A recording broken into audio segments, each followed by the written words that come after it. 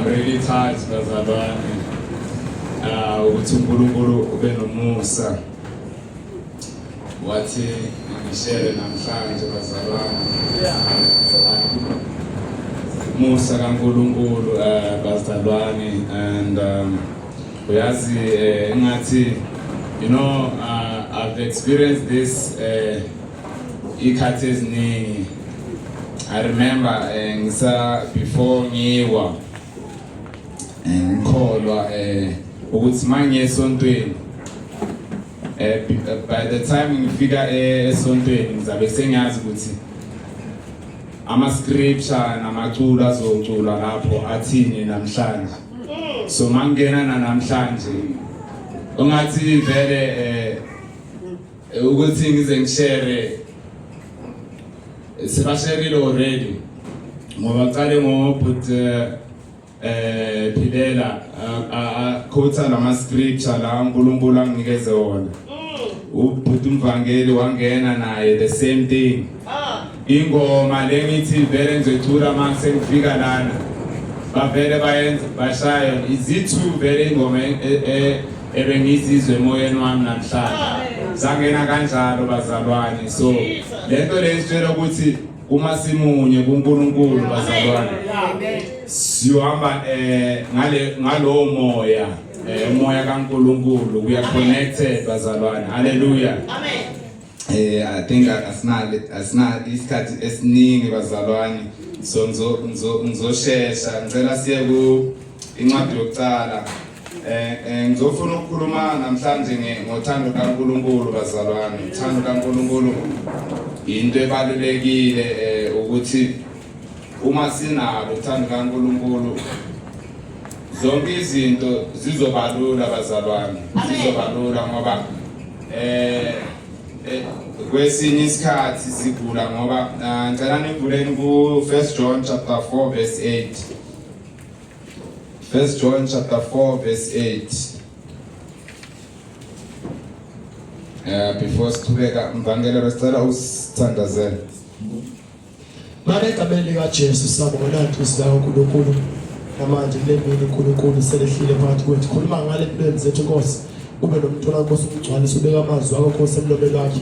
Egameni likaJesu akhulula kuyintando yakho Nkosi osenhlizweni yakho. Kuzonke imoya yasithe namadimoni ngamlelo lizwa khona namhlanje inasabelo. Egama likaJesu, egameni linamandla. Khuluma Nkosi izwi lakho sidle ukudla kamoya sigcwale Nkosi sisuthe. Egama likaJesu ivule izitshalo zikamoya sidle uNkulunkulu. Egameni likaJesu lelidile osipha namhlanje. In Jesus mighty name we pray. Amen. Amen. Hallelujah. Bengicela usifundele asifundele ku verse 8. 1 John chapter 8 verse 8. Ehlolise ukuthanda uNkulunkulu nokuthanda abantu. Amen. Verse 8. Ongathandiyo akamazi uNkulunkulu ngokuba uNkulunkulu uluthando. Hallelujah. Amen. Hallelujah. Amen. Hallelujah. Amen. Glory to the Most High. Jesus. He that loves not knows not God. He loves not, knows not God, for God is love. He uthando. Uthando umoya, it's a spirit. And the Lord uthando uNkulunkulu bazalwane. Amen. And ngoba embhalweni iliyasitshela ukuthi also futhi ukuthi God has not given us the spirit of fear, but the spirit of love and sound mind. Ushilo prophet kazi ukuthi akumelanga sisabe bazalwane. Yeah. Because now ukusaba it's not of God. Ngoba iliyashela ezwini ukuthi He has not given us the spirit of fear, but the spirit of love and sound mind. Amen. Bazalwane. Jesus. Bese ku verse 9 ithini mvangeli? Uthando lukaNkulunkulu lwabonakalisa kithi ngalokho ukuthi uNkulunkulu wathumela indodana yakhe ezele yodwa ukuba siphile ngayo. Hallelujah. Jesus. In this was manifested the love of God toward us, because that God sent His only begotten Son into the world that we might live through him. Hallelujah. So thina singabazalwane kumele siphile ngani ngothando bazalwane. Kumele siphile ngothando. And remember ukuthi kuzobanzima ukuthi sibone izulu bazalwane singenalo uthando.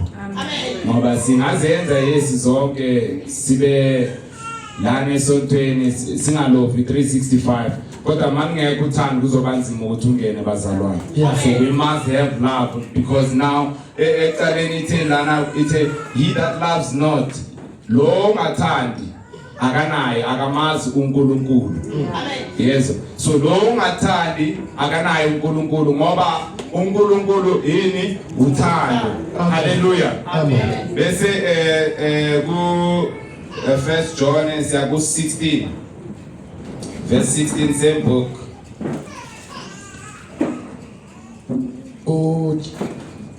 Verse 16. Yebo. Thina siyalwazi sikholwa yilo lothando uNkulunkulu analo kithi. uNkulunkulu unothando. Lohlala othandweni uhlala kuNkulunkulu.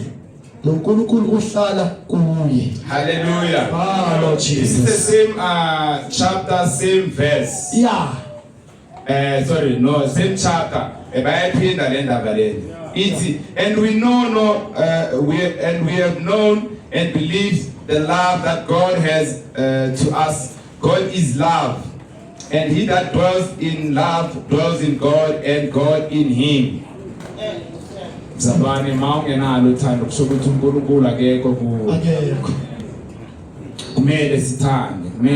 It doesn't matter ukuthi kwenzakalani. And ku John chapter 3 verse 16 said, for God so loved the world that he gave his only begotten son, that whosoever loves him should not perish but have an everlasting life. Lelo lizwe alidalile akusi lizwe le animals, trees, the seas and everything. It's the world of people, bazalwane. Ngoba remember thina sazala uNkulunkulu wadala yonke into size after. That means because before there was man into the world, the world was not yet perfect. Up until there was man into this world. Ngoba after uNkulunkulu adala yonke into, he says that yonke into it was perfect. Amen. Hallelujah. Because now uNkulunkulu mageza lana akazeli animals or the trees or the seas. Uzela abantu mzalwane mina nawe. Hallelujah. Ngoba uNkulunkulu uthando bazalwane. And then now go Proverbs 10 verse 12 ithi hatred stirs up strife, but love covers all sins. So ungabi nenzondo. So kusho ukuthi even ngikhumbuze Friday usually nginama class ayi-2 kuphela and then the rest I'm free. So besihlezi boardroom lapha esikolweni and there were other teachers besimaka and stuff. And then kwavela le ndaba kaJesu. Ngoba it's a big one bazalwane indaba kaJesu. Yazi kudonsa abanye bayale amanye ukutshela ukuthi isonto lakhe liba kaso. They were sharing about how this brother is pulverizing girls that come into the choir. Ngithi hayi mina esontweni lami angeke aze yenze lento le. Because now kusho ukuthi lo muntu lona is initiating all these girls that are coming to the choir with that ngoba uthi yena nje akunamuntu odlulayo kuye aye echoir ngathi no, that's just wrong the way bangakhona. Bese kwaza nale ndaba yogcoka amabruko inwele nani makeup. Hayi ngathola ithuba lokuthi ngibatshele ngoba vele nami bengishaya inhlizweni ukuthi I know ukuthi umuntu wesimama akamelanga agcoke ibruku nani ukufaka lamazipho nani ngabeka indaba abantu abanye bangayithathi kahle, abanye basho ukuthi vele thina esontweni lethu bekwenziwa kanjalo, kodwa manje hayi changile sesigcoka ngoba abantu bakhuluma le ndaba ukuthi no uNkulunkulu ubheka inhliziyo nani into ezikanjalo.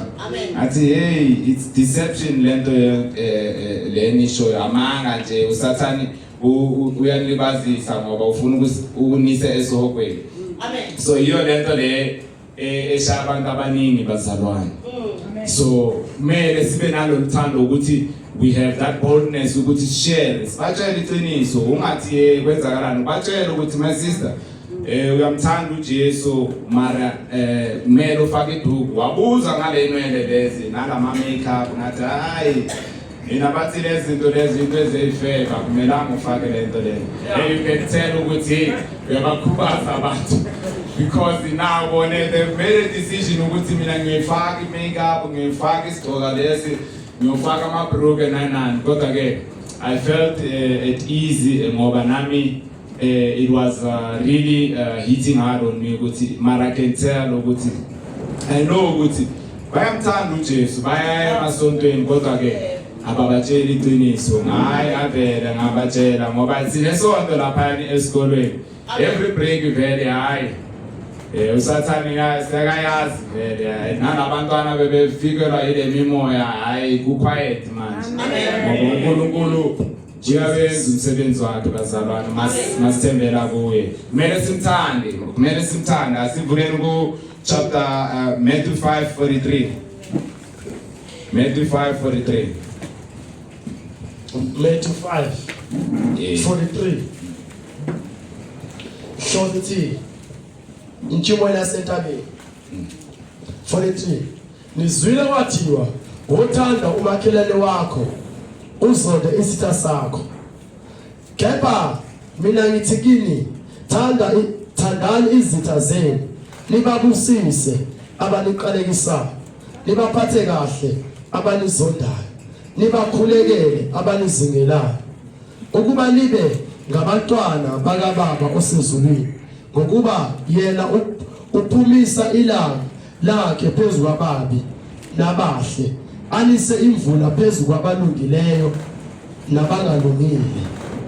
Ngokuba uma nithanda abanithandayo nilamvuzo muni na? Abenze njalo nabathenisi na? Futhi uma nibingelela abafowenu bodwa nenza lokhu luni na? Abenze njalo nabezizwe na? Ngakho ke manibe ngabapheleleyo njengokuba uBaba wasezulwini ephelele. Hallelujah. Hallelujah. Amen. So kuna nabantu labo lawo ngaba police ngoba wena anidlele platini elilodwa mzalwane. uNkulunkulu akayithande lento leyo. If we really need to want to see heaven, kumele sibe nepeace nalabo bantu. Kunabo ankele, kunabo auntie loba ungabakhulumisi. Yabona le ndaba leyo ngoba bona they are not in your books. They are not in your good books. Mzalwane kumele wenze peace. If you were to check out of this world ungaka be nepeace nabo, kuyoba nzima ukuthi ungene mzalwane. Because umbhalo uthi we must love one another. uNkulunkulu uthandile waletha uJesu ukuthi azosifela. Usifele sise manyaleni wethu bazalwane.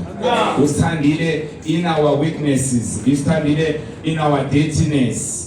While we are swimming in a dungeon, bazalwane kumele sithandane.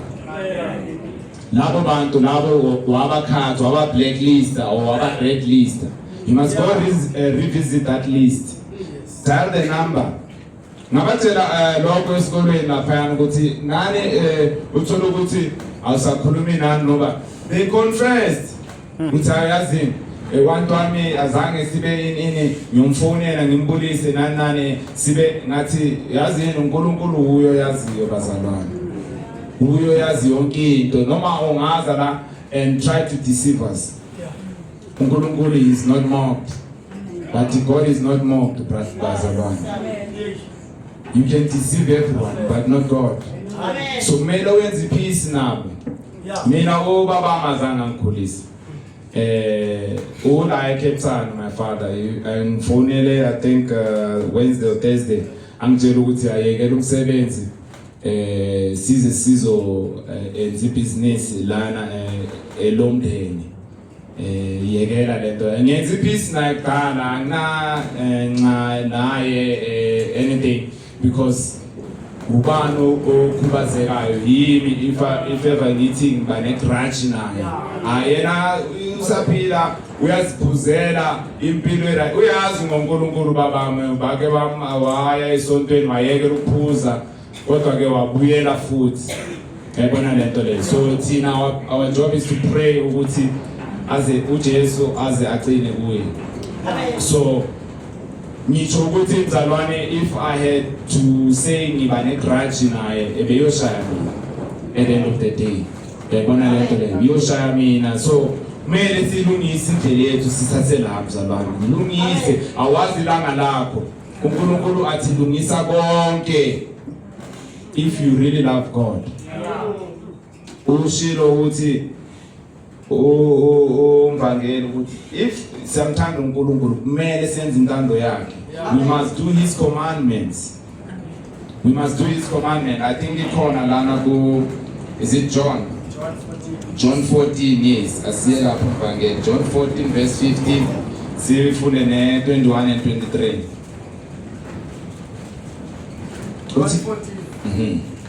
John 14 isihloko sithi ke inkulumo yokuvalelisa kukaJesu verse 15 uma ningithanda ngiyakugcina imiyalo yami uma ningithanda niyogcina ini imiyalo yami. So if you love God, you keep his commandment. And what I think it is in the very same book or in chapter 13 I give you one commandment that you love one another. So my sister Beshara Lana about I think in the Bebe on Thursday.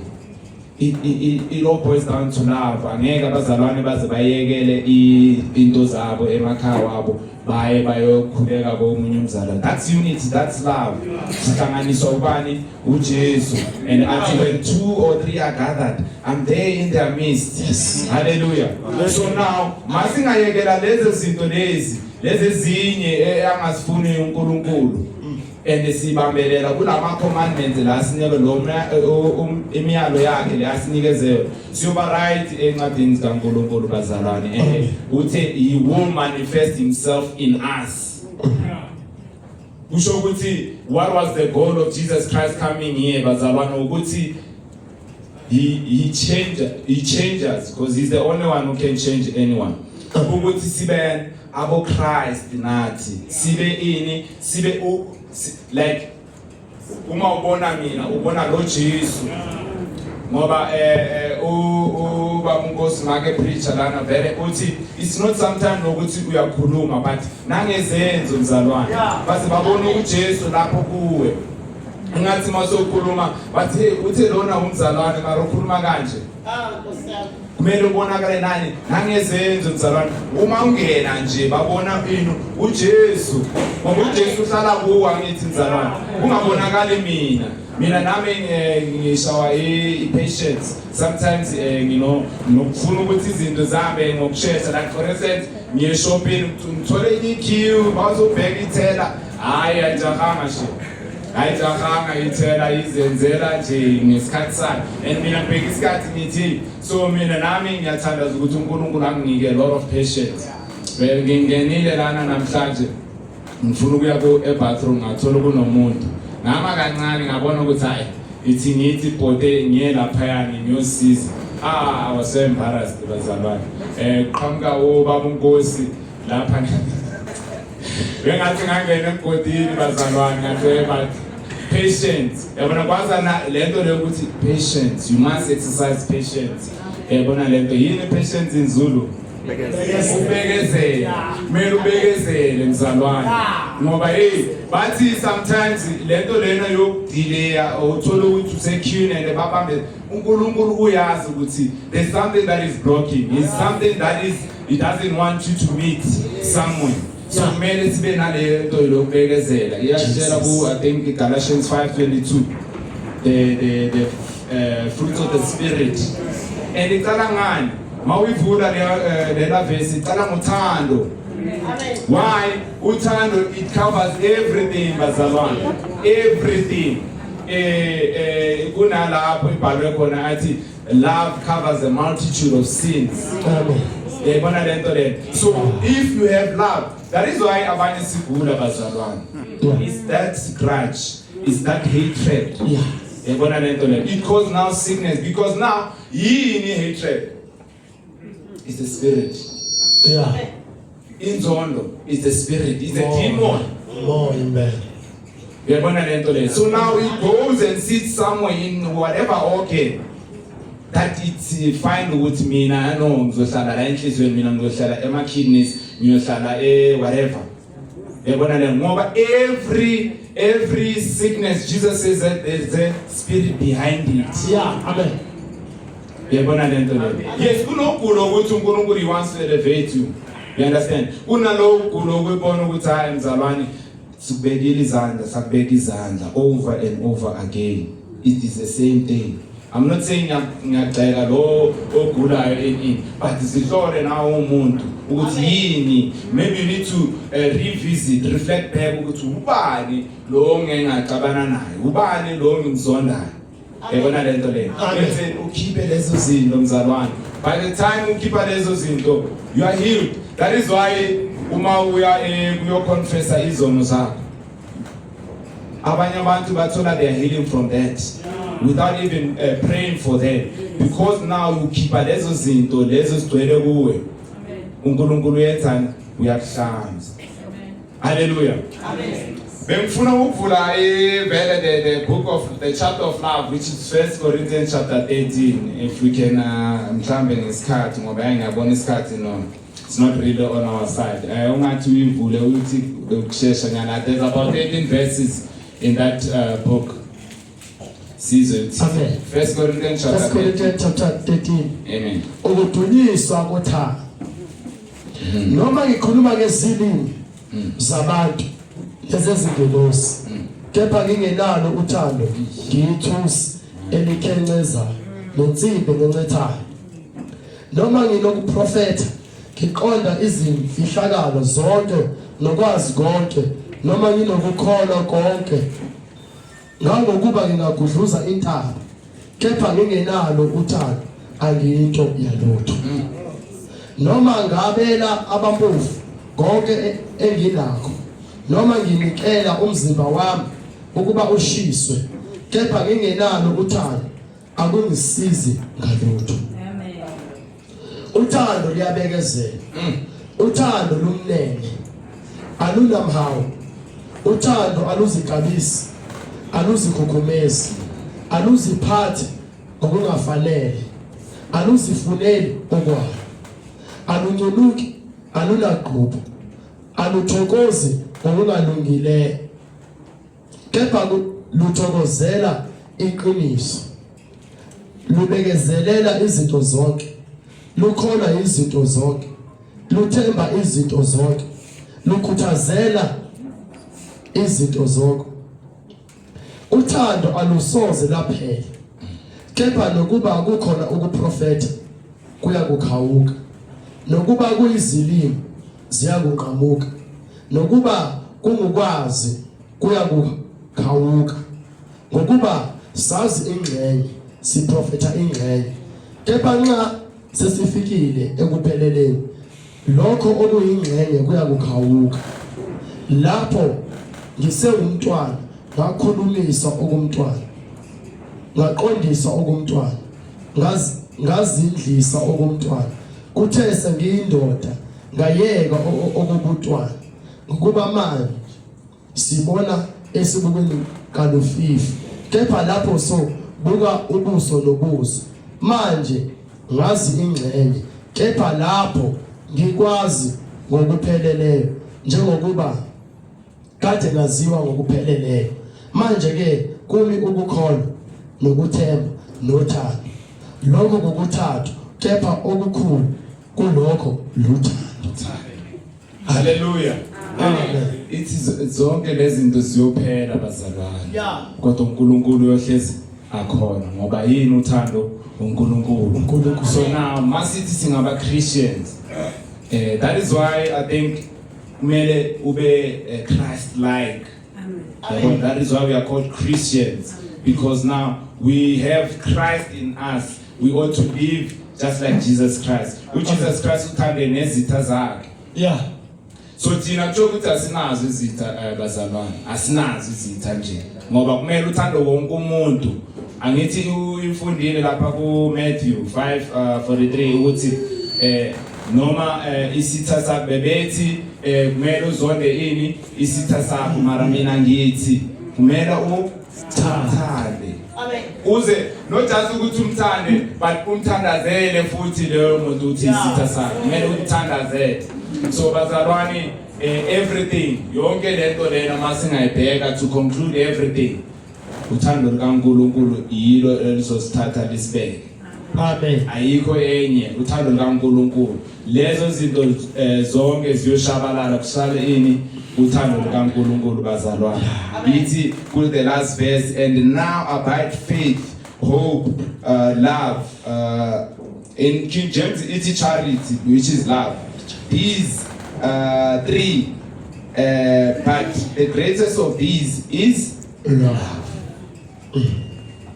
Ungakholwa Yesu ukholwa kuNkulunkulu ube nethemba kodwa makungeke uthando bazalwane is a no. So kumele sizihlole bazalwane masumthanda uNkulunkulu kumele nathi sibe nani nalothando. Ithe uthando alijabhisi angithi is it the right word? Yes.